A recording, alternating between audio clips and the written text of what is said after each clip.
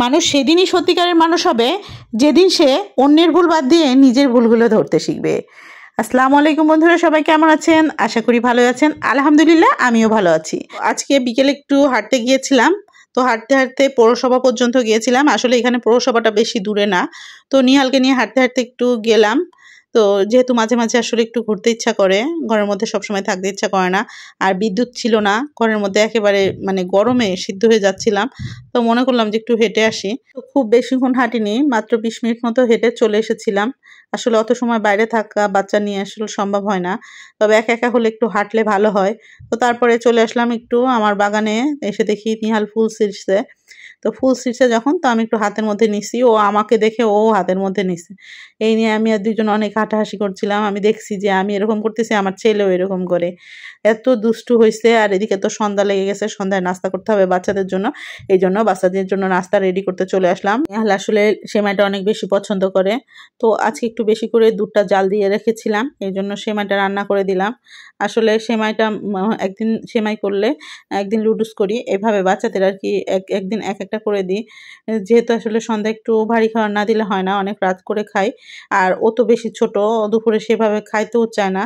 এই জন্য বিকেলে নাস্তা আসলে করানো হয় না ওইভাবে। কলা টলা থাকলে খায়, তাছাড়া এমনিতে ফল টল থাকলে খায়, তাছাড়া অন্য কিছু খায় না। এই জন্য হয়তো বা লুডুস কিংবা সেমাই করে দিলে ওদের একটু পেটটা ভরা থাকে, আর খাওয়ার আগ পর্যন্ত কোনো ঝামেলা করে না। তো হয়তো বা দুধ খাইলে ওইভাবে আসলে ক্ষুধা যায় না। এই জন্য আর কি একটু সেমাই দিলে একটু ভারী হয় খাবারটা, এই জন্য একটু সেমাই কিংবা লুডুস করে দিই আমি সবসময়। তো সেমাইটা মাঝে মাঝে করা হয়, লাচ্ছা সেমাইটা বলেন, অন্য অন্য সেমাইও পছন্দ করে। এমনকি ও দাদির বাসায় গেলেও দাদিকে আগে বলবে, দাদি সেমাই করছো। ওর দাদির হাতে সেমাইটা ওর অনেক বেশি পছন্দ। একদম শুধু দুধ দিয়ে রান্না করলেও যেভাবে রান্না করুক, ওর দাদির হাতে রান্নাটা যেন ওর বেশি ভালো লাগে। তো বাড়িতে গেলে আগে প্রথম আবদার করবে, দাদি আমাকে সেমাই রান্না করে দাও। তা এই যে সেমাই রেডি হয়ে গেছে। আর এদিকে হঠাৎ করে আপনাদের ভাইয়া ফোন দিয়েছে যে আমি আজকে বাসায় অফিস করব। কারণ কি সেটা শুনেন। হঠাৎ করে তার অফিসের ওইখানকার ট্রান্সমিটার বাস্ট হয়ে গেছে, প্রায় 8:30 বাজে।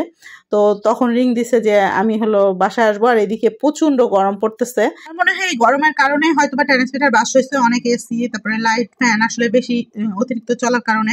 কারণ আসলে গ্রামের এদিকে আসলে যে পরিমাণে টেম্পারেচারটা থাকা দরকার, আমার মনে হয় ট্রান্সমিটারে সেই পরিমাণে থাকে না, ভোল্ট থাকে না। এই জন্য আর কি প্রায় প্রায় এরকম হয়। আমি তো বিদ্যুৎ নিয়ে অনেক ঝামেলা আছি সকাল থেকে, কিন্তু আমি কোনো পোস্ট দিতে পারছিলাম না, কারণ আমাদের এখানে প্রায় 10টা পর্যন্ত কোনো বিদ্যুৎই ছিল না। ওইটা সারতে যে পুরো বিদ্যুৎটা অফ করে রাখছে। তো অফিস বাসায় করছে প্রায় 12:30 পর্যন্ত, বাসায় এসে সে অফিস করছে। হঠাৎ করে সবার আসার কারণে সেভাবে কোনো নাস্তা পানি দিতে পারিনি, তবে সবার ক্ষুধা ছিল, মোটামুটি একটু দিয়েছি। তো 12:30টার দিকে কাজ সেরে সবাই চলে গেছিলো। আজকে এখানে শেষ করলাম। আল্লাহ হাফেজ।